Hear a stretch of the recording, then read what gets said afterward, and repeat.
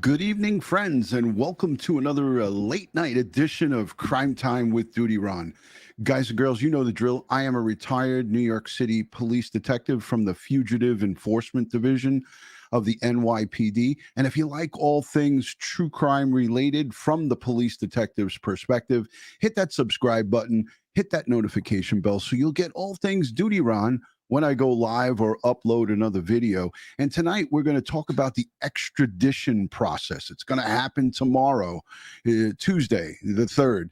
We're going to have this hearing. We're not going to have it televised. So I'm going to go over the hearing with you and that process. So this way we got a good understanding and a good idea. Hey, I skipped the intro tonight because I only have a short period of time to go over this with you guys.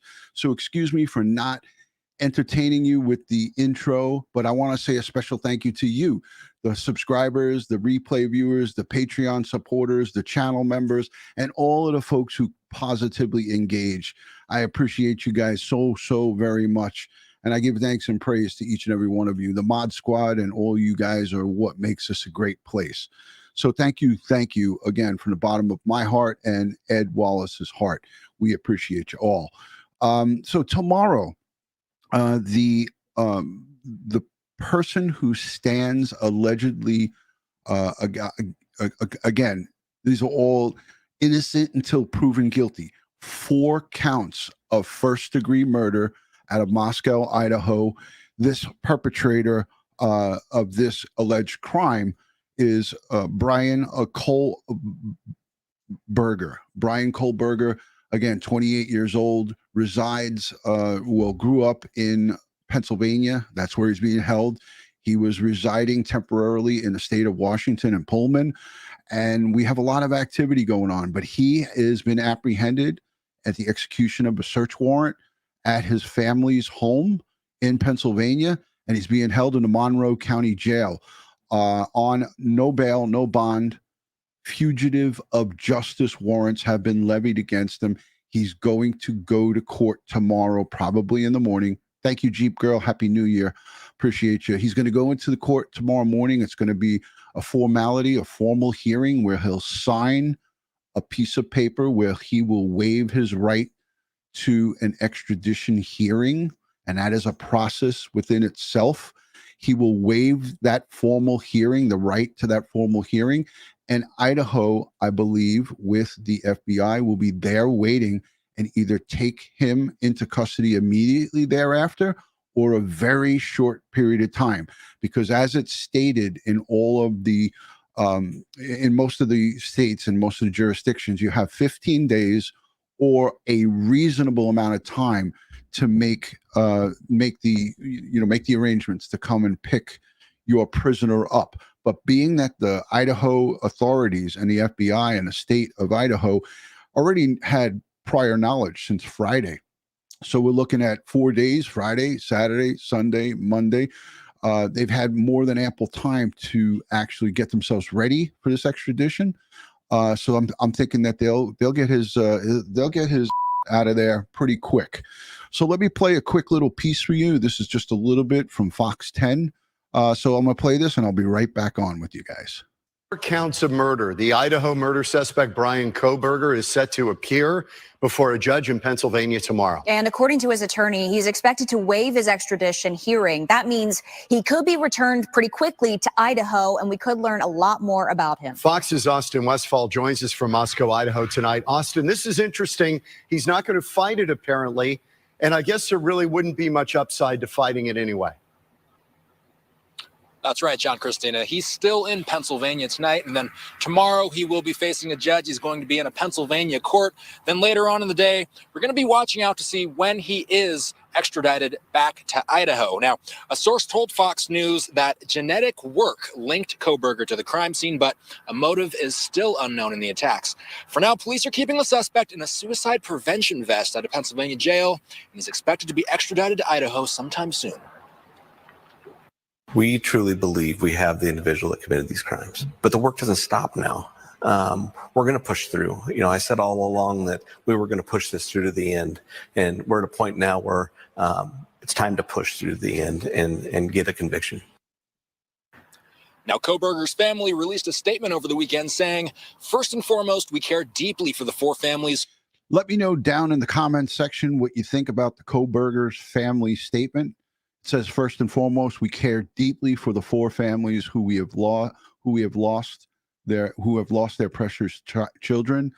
There are no words that can adequately express the sadness we feel, and we pray each day for them. We will continue to let the legal process unfold. As a family, we will love and support our son and brother. Let me know down below in the comments section what you think of that statement. And again, you know, this is the Kohberger family statement, and they're releasing it to the media. Ralph's Trucking, good to see you, my brother. Thanks for the super chat. I appreciate the super love. So let me back this up and we'll play the rest of it. Family released a statement over the weekend saying, first and foremost, we care deeply for the four families who have lost their precious children. There are no words that can adequately express the sadness we feel, and we pray each day for them. We will continue to let the legal process unfold, and as a family, we will love and support our son and brother. We have fully cooperated with law enforcement agencies in an attempt to seek the truth and promote his presumption of innocence rather than judge unknown facts and make erroneous assumptions.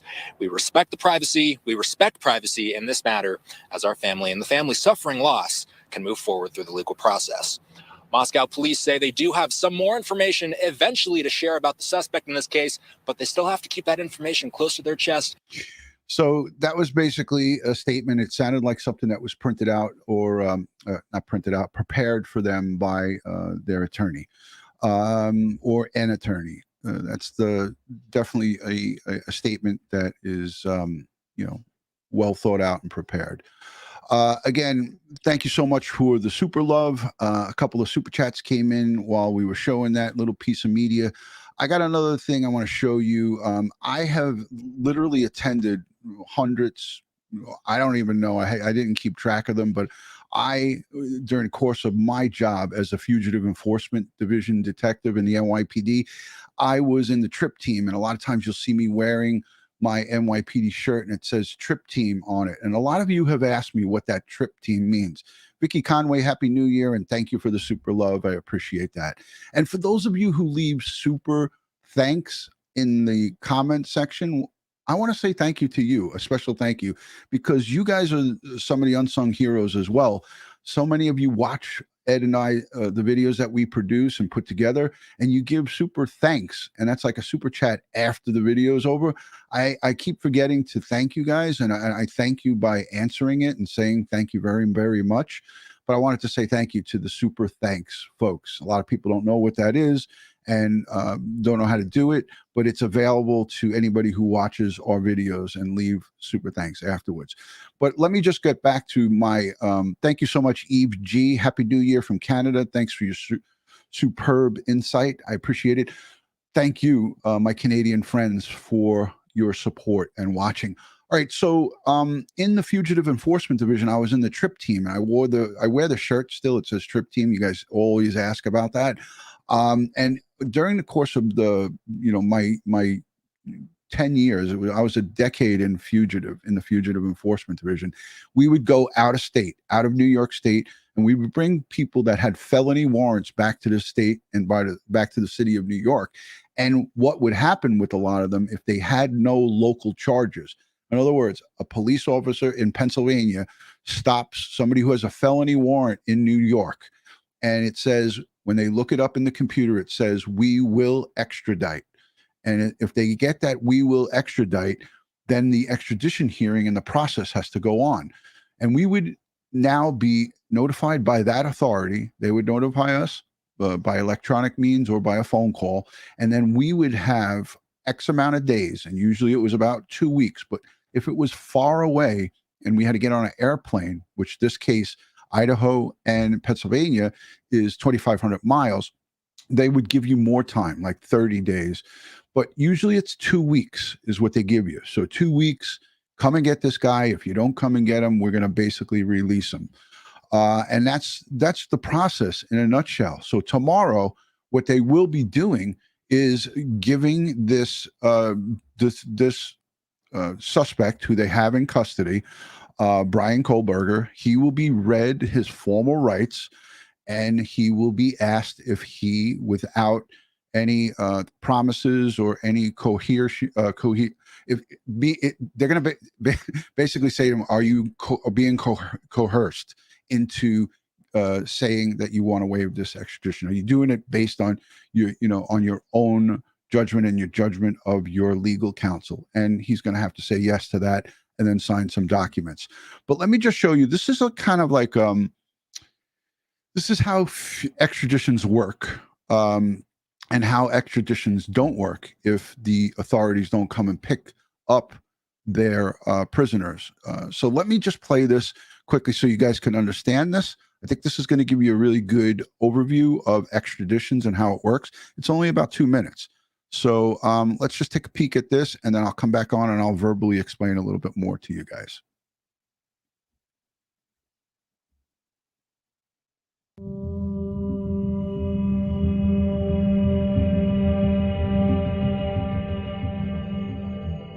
It starts with a crime and a suspect. A judge issues a warrant for his arrest, either because the police can't find him or because he failed to show up in court. Either way, he's now a fugitive. Then the police enter the suspect's name into a huge FBI database of wanted fugitives. They also have to punch in a code saying how far they're willing to travel to pick him up. Police officers in other states use that database whenever they stop someone for speeding or arrest them on other charges. So if the suspect ever comes in contact with the police, they'll know that he's wanted. If the database says his warrant is marked as not extraditable, that means police in the state where he's wanted won't come after him. At that point, the arresting officers usually just let him go.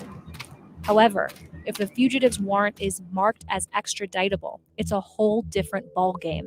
An urgent message is sent to the police who have the warrant for his arrest, alerting them that their fugitive has been found. The officers can arrest him as a fugitive from justice, and he is locked up and taken to court. If a suspect waives formal extradition, as many do, he can be picked up and taken back to the state of his original crime. If the fugitive wants to fight extradition, it starts a different process. First, the city that issued the warrant has to file a formal request with their governor to get him back. The governor has to sign off on that request, which then goes to the governor of the state where the fugitive was found. If that governor approves, the fugitive goes before a judge where he can try to fight extradition in court. Only after all of that can he actually be extradited. So there you go. That was a good little piece by USA Today. And I thought that was an important thing for you guys to see because it really explained it in a nutshell, and it did it in layman's terms. The extradition process, again, it's a legal process. It's a court process that everybody has to go through if they're being held on a fugitive from justice warrant. And that is what Bryan Kohberger is being held on. And for those of you who feel like this is going to be broadcast or video live, it's not. They're going to show, I think they're going to just show a shot of him inside the courthouse, but not in the courtroom, according to JB of WFLA Now. And I checked with Brian Enton. None of it's going to be televised. So that's why I'm doing this, so you guys can actually get a good understanding of how this process, the extradition hearing, goes. It's very basic. It's very formal. It's it's a process. I'm going to show you a video from a perpetrator from 2018. Aaron Brown was extradited from a jurisdiction back to Alabama, and that process and the extradition hearing was televised. So I'm going to play that for you guys so you can see exactly how an extradition hearing goes. The audio on this one is not really good, but I think that it'll give us all a great understanding of what Bryan Kohberger will be experiencing tomorrow. It'll be something similar to this. And again, all these hearings are pretty much, they cover the same thing. The judge asks, are you formally waiving your right to have an extradition hearing? in this matter, and then the person that's standing before the court has to answer yes or no. So let's play this. And again, like I said, the audio is not great. It's from 2018 and it's inside a courtroom. So audio isn't perfect, but let's just listen to it. And again, this is just for a depiction for you guys to actually see how a extradition hearing is handled and how quickly it goes. It's a very fast hearing. And that paperwork that the actual defendant on the warrant signs, that Bryan Kohberger will sign, the court will retain a copy, and then they will give a copy to the Idaho police, the Moscow Police Department. This we'll get into after we watch this hearing. We're going to get into how I feel is the safest way for him to be transported 2,500 miles in a corridor in the northern part of the United States that is experiencing snow, sleet, rain, hail, and so forth.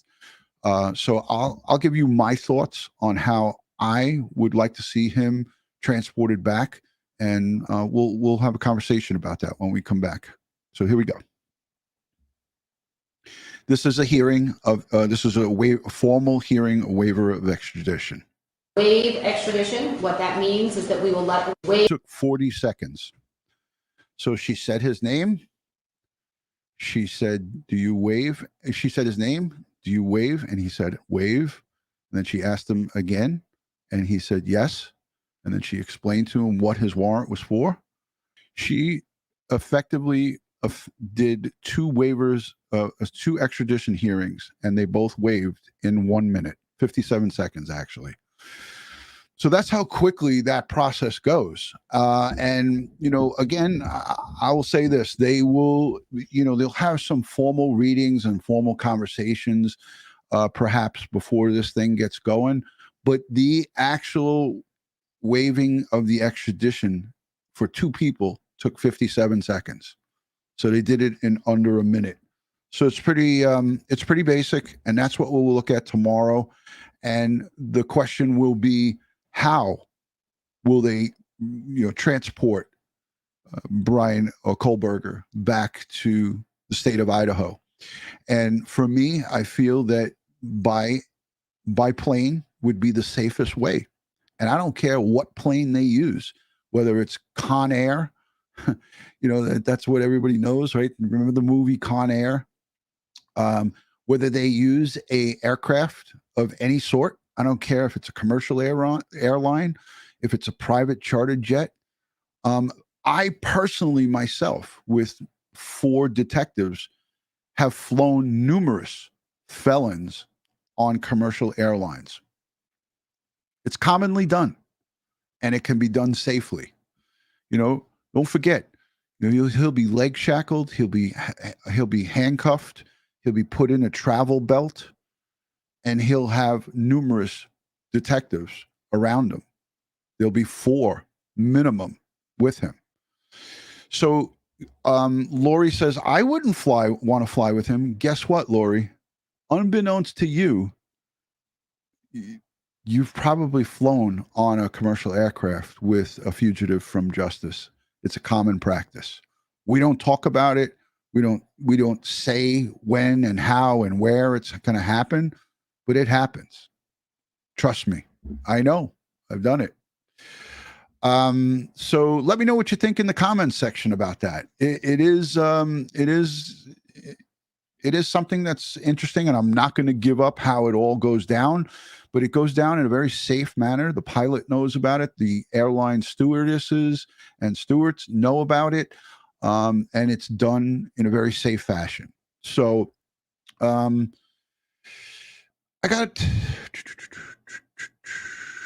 got one more thing I want to share with you guys before we go. All right. This is just this is a small piece as well. For murder this week, we're expecting. It's just 2 minutes. But why I want to play this one is because the defense attorney, the Monroe County, I have my notes right here. So the Monroe County prosecutor, the chief prosecutor, Jason Labar, he's made a statement about his client and about how his client is eager to get back to the state of Idaho, and that's why he's waiving, because he wants to be exonerated and fight this thing. So he's looking forward to fighting this thing. Let me say hello to a couple of people quickly before I do this. Jennifer Nobles, good to see you. Joey Brooklyn is always here. Lorna McKenzie, good to see you. Thank you for joining. Phil, Leo, hey, Joseph Connor, thank you so much for being here. Impossible Dreams with Rafi. Correction officers take flights with inmates too. Absolutely. 100%. Vic B says, I sat next to a prisoner on a flight once. I didn't even know it until the flight was over. Now, I find that hard to believe, or not saying that I don't believe you. I'm just saying that's a hard pill to swallow, because in all the years that I have flown, fugitives of justice on commercial aircrafts, we never have anybody sitting next to them other than one of us. So, and the two seats in front of them are occupied as well. So if you're smart, and you're listening to me, then you basically know where we sit with the fugitive of justice. So it's always the perp, a detective, and then two detectives, and that's it. So let's see who's a smarty pants and who can figure that one out. But sitting next to a prisoner that's being transported, that's a no-no. That's a big no-no. So anyways, let's play this piece that I promised you, and then I got to get out of here. What was the motive for murder? This week, we're expecting to learn more about why 4 University of Idaho students were brutally killed in an off-campus home. The suspected killer is expected to waive his extradition hearing this week. That will speed up his return to Idaho, where he faces 4 counts of first-degree murder. Bryan Kohberger was a PhD student at Washington State, and now a fellow classmate says he seemed preoccupied at the time of the murders. Nearly 7 weeks since the stabbing deaths of 4 young students rocked their college community in Idaho. The suspect, 28-year-old Bryan Kohberger, is facing 4 counts of first-degree murder. It was just like totally jarring, totally shocking to realize that this person that had been, kind of grading my papers was, allegedly this horrible murderer. The suspect's behavior seemed to take a turn around the time of the murders. That's according to an undergraduate student at Washington State University, where Kohberger was a PhD student who says he looked and acted differently in class. He had a little bit more facial hair, just stubble, but definitely less well kept than he was. Or it was he didn't really want to be there. That was at an all-time high. And he just didn't look like he was doing great. Investigators say they received a flood of calls, more than 400 within an hour of announcing an arrest in the case. Authorities still have not publicly confirmed a possible motive or if the suspect knew the victims. An FBI team surveyed Kohberger for days during a cross-country trip back home with his father around Christmas. He's doing okay. He's shocked a little bit. Kohberger's attorney emphasizing his client should be presumed innocent until proven otherwise. Words echoed by Kohberger's family, who say they have fully cooperated with law enforcement, writing in a statement, "We care deeply for the 4 families who have lost their precious children. There are no words that can adequately express the sadness we feel." Idaho state law limits what information can be released until Kohberger makes his first appearance in court. When that happens, the details on what led to his charges will be unsealed. Right. And it will probably be unsealed, heavily redacted as well. I don't anticipate the probable cause affidavit to be completely unsealed. There'll be some redactions on it. And I want to see some redactions on it, because I don't think that they should be revealing everything. Shelly, thank you for becoming a channel member. Appreciate you. Hey, listen, we know from what I had explained to you guys in previous live streams, if somebody commits a felony and crosses state lines and leaves Idaho and goes across multiple state lines, the U.S. Marshals Service, they were embedded with the fugitive in the NYPD. We had U.S. Marshals embedded with us for the reasons of when we went out of state to bring somebody back who committed a felony and then crossed and, fled out of the state and cross state lines, the U.S. Marshal Services, the U.S. Marshal Service will accompany this perpetrator, Bryan Kohberger. He is standing alleged to have committed 4 murders in the state of Idaho. They will travel back with him, and it's a process and it's a formality, and they'll hand him off together with the Moscow police. There will be a representative from that department, no doubt. I don't know if it'll be the police chief or a detective, the lead detective assigned, or whoever they assign to do this transport, but it won't be just 1 or 2 detectives. There will be 4 or more. That I could tell you, 4 or more. And again, they're not gonna tell you if they're flying them back or driving them back. However it's done, it's going to be done in secrecy. Nobody's going to know about it, and nobody should know about it. But that's how this will go. I'm going to just look at the comments and say hello to a couple of people. Schmitty, thank you so much for being here. Let's see if there's any questions that are out there. Again, this is about the extradition hearing. I try to stay on topic. I don't go all over the place with a bunch of other stuff. We know for a fact, I see Sarah Ann is asking questions about the car and so forth. His dad took a trip to Washington State and drove back to Pennsylvania with him. And I believe it was somewhere around December 16th that they arrived back into Pennsylvania, somewhere around there. I'm not 100% sure of the exact date, but December 16th-ish, and they were back into Pennsylvania. From news reports, it says that the father said it was a planned trip. I'm not here to judge anybody because it's not my job to judge whether the father is full of or not. But the bottom line is that's up to the investigators to do. Stephanie, thank you for becoming a channel member. I appreciate you. And Sheila, thank you so much for being a part of the Crime Time with DutyRon family. Let me know in the chat. I like to do this because I think it's good. It's good for me to see how you guys are feeling. Put a 1 in the chat if you feel they're going to drive him. Put a number 2 if you feel he's going to be flown by aircraft of some sort. It's not going to be a helicopter. I saw somebody put it in there. Will a whirly bird be taking him back? Will a helicopter be utilized? I do not think so. I do not think so.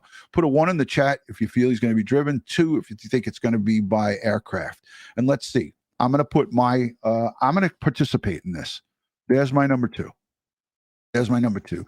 Allie D, good to see you. I think the 2s outweigh the number 1s, and that doesn't mean anything. It doesn't mean that we're having a fight here. It's just I'm just trying to get an idea of what you guys think. So it looks like a great deal of you feel that he will be flown back. I don't think it'll be a military plane. The military's got no reason to get involved in this. Janine's talking about life, says number 2. And so forth. So once he gets back into Idaho and is before a court in Idaho, that process will go quick. He will be arraigned on those 4 felony murder charges and also the burglary charge. And if there's anything else that they have to throw at him, they'll throw the kitchen sink at him. His charges will, he'll be arraigned on those murder warrants and any other charges that were levied against him. And then there will be a grand jury convened for a true bill indictment. That'll be the next step after he's arraigned on the charges. So those steps will take some time. I don't know how quickly they will do that there. And that could vary from like almost immediate and quickly to, whenever, they are able to do it, however their system is set up. But I anticipate that, again, he'll be brought in. He'll be, officially served with those warrants and charged upon arrival. And then that grand jury the true bill indictment. And then we go from there. And we know through his attorney that he is going to plead, for most part, not guilty. And he plans to fight this thing. So we'll see what happens. Yeah, Janelle Woodward, I agree. There's storms as well, which could affect the driving and make it dangerous. Don't think that they're not going to look at that. It'd be dangerous to drive this guy back just for that reason alone. just for that reason alone. Scout Inquirer, good to see you. Thank you for joining. Hello from Rockland County. Good evening, DutyRon, Ed, fabulous moderators. Welcome, welcome, welcome. Always great to see everybody joining.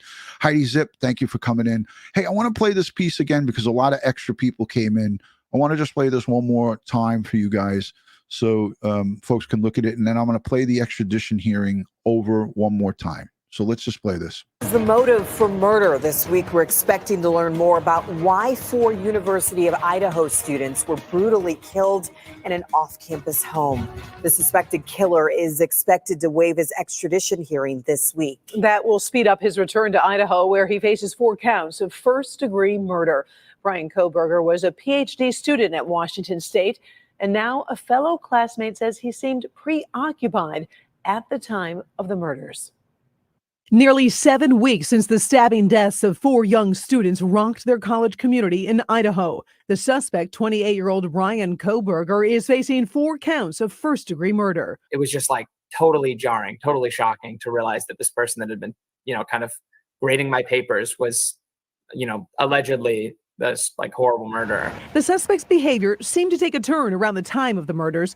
That's according to an undergraduate student at Washington State University, where Kohberger was a PhD student who says he looked and acted differently in class. He had like a little bit more facial hair, just like stubble, but definitely less like well kept than he was. Or it was like, he didn't really want to be there. That was at like an all-time high. And he just, didn't look like he was doing great. Investigators say they received a flood of calls, more than 4. Hey, let me just say something. I'm looking at the chat. Cindy, thank you for joining. You did a great job last night on your appearance.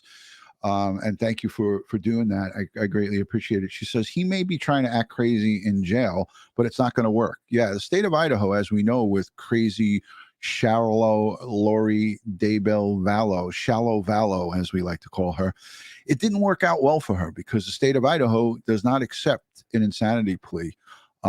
It just does not work. It's a no bueno over there. So if he goes there and tries that nonsense, he's going to be sadly mistaken. It's not going to work out for him, and he's going to find out what is going to happen in Idaho. Ooh, that was the first time I've ever used that little special effects, and it was kind of creepy, to be honest with you. So I don't think I'll be using that one again. But yeah, it's not going to work out well for him. So it is what it is. Let's continue with that. That was the first time I ever used that. Sounded reverby and creepy. 400 within an hour. Less like well kept than he was. Or it was like, he didn't really want to be there. That was at like an all-time high. And he just, didn't look like he was doing great. Investigators say they received a flood of calls, more than 400 within an hour of announcing an arrest in the case. Authorities still have not publicly confirmed a possible motive or if the suspect knew the victims. An FBI team surveyed Kohberger for days during a cross-country trip back home with his father around Christmas. He's doing okay. He's shocked a little bit. Kohberger's attorney emphasizing his client should be presumed innocent until proven otherwise. Words echoed by Kohberger's family, who say they have fully cooperated with law enforcement, writing in a statement, "We care deeply for the 4 families who have lost their precious children. There are no words that can adequately express the sadness we feel." Idaho state law limits what information can be released until Kohberger makes. So there you have it, folks. Yeah, that was a creepy. That was a creepy sound, but I liked it. It's kind of cool. I'll have to listen back to it. Let me know in the comments down below what you thought of that. A $5 super chat just disappeared. I'm sorry, I didn't see who sent that, but thank you so much for the super love. I greatly appreciate it. Hey, I want to just say a special thank you to everyone who subscribes. If you're not yet subscribed to Crime Time with DutyRon and Ed Wallace, please hit that red subscribe button, hit the notification bell, so you will get all things DutyRon and Ed when I go live or upload another video. Somebody said that sounded sexy. Who was that? Who said that? Army Mom? Sexy. Let's try it again. Test 1, 2. That's creepy. I don't like it. I don't like it at all. Yikes. No more of that. No more. So yeah, Ed Wallace says, is it Thanksgiving again? Because I smell turkey. Gobble, gobble. Janine liked it. I get everyone to laugh. That's what this is all about. And Happy New Year to all of the new subscribers and everybody who we didn't get a chance to say Happy New Year to. So yeah, it's always great to see everybody here in the chat. Let me just play this process, the waiver of extradition, one more time, because I know people come in and out of this thing. So I want to play it just for everybody's benefit. So this is the waiver of extradition hearing. Lisa, thank you so much for the super sticker. Lisa from Florida sends in a $5 super sticker. Greatly appreciated. Thank you. Thank you so much. JKL is laughing. I like that. All right, here we go. Let's play it. This is the extradition process and how it works. I'll let it roll.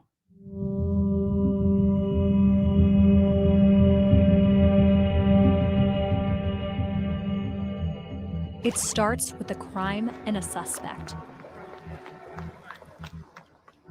A judge issues a warrant for his arrest, either because the police can't find him or because he failed to show up in court. Either way, he's now a fugitive. Then the police enter the suspect's name into a huge FBI database of wanted fugitives. They also have to punch in a code saying how far they're willing to travel to pick him up.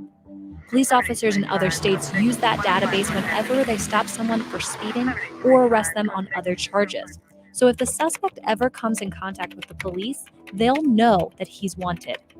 If the database says his warrant is marked as not extraditable, that means police in the state where he's wanted won't come after him. At that point, the arresting officers usually just let him go. However, if the fugitive's warrant is marked as extraditable, it's a whole different ballgame. An urgent message is sent to the police who have the warrant for his arrest, alerting them that their fugitive has been found. The officers can arrest him as a fugitive from justice, and he is locked up and taken to court. If a suspect waives formal extradition, as many do, he can be picked up and taken back to the state of his original crime. If the fugitive wants to fight extradition, it starts a different process. First, the city that issued the warrant has to file a formal request with their governor to get him back. The governor has to sign off on that request, which then goes to the governor of the state where the fugitive was found. If that governor approves, the fugitive goes before a judge where he can try to fight extradition in court. Only after all of that can he actually be extradited. So there you have it. I wanted to explain that process. I wanted to do it quickly. That's why I didn't play any intro. And I hope you guys have a better understanding of how this process works. It's going to be quick. It's going to be easy. As you saw, we played a actual courtroom extradition hearing, and the judge was able to do not one, but 2 waivers of extradition in 57 seconds. So the judge was able to have an extradition hearing for two defendants, 2 perps that are in custody. I like to call them perpetrators, not because I get a kick out of it. I'm just used to doing it and saying it because that's how we referred to them when I was on the job. So that's the waiver of extradition hearing in a nutshell. It happens quickly, and it is not a long, drawn-out process. So tomorrow morning, somewhere around 9 to 10, maybe 10:30 max, depending on when the judge comes on the bench, they will have that extradition hearing, and it will be done and over with. All right, so I appreciate it. Let me know down below in the comments section what you thought about this informative live stream. And again, it's titled Bryan Kohberger's Extradition Hearing Preview with the retired NYPD Fugitive Enforcement Detective, DutyRon. That's yours truly. I appreciate you being here, and thank you for the super chats. Grace Green, thank you for the $20 super sticker. And if you like this video, give it a thumbs up. Leave me a comment down below in the comment section. And if you care to give super thanks, that's like a super chat after while you're watching the video and you like it. That option is always there for you guys to do that. Thank you, S. Rodriguez. Thank you, Conflicted, Mary, Lorna, Twisted, Tracy, Keeping It Real, Boxing MMA, moderators. All of you guys are freaking awesome sauce. So let me get Kara and Popeye and Oscar all queued up for you so we can get out of here and I can go to bed. This is I gotta get my 8 hours. If you don't get 8 hours, it's not good. Got to get the 8 hours of sleep. All right, guys, good night from New York City, and we will see you tomorrow. I will talk soon. Hey, guess what? Wednesday night, Ed Wallace was able to secure a forensic genealogist. It's going to be a great show Wednesday night. I'll talk to you more about it on the preview. We'll do a preview on that on Wednesday. Tomorrow, Wednesday night, 8 p.m., a forensic genealogist is going to join us live to talk about this case. Peace and love from Crime Time with DutyRon. Have a good night. Love and respect. Take care.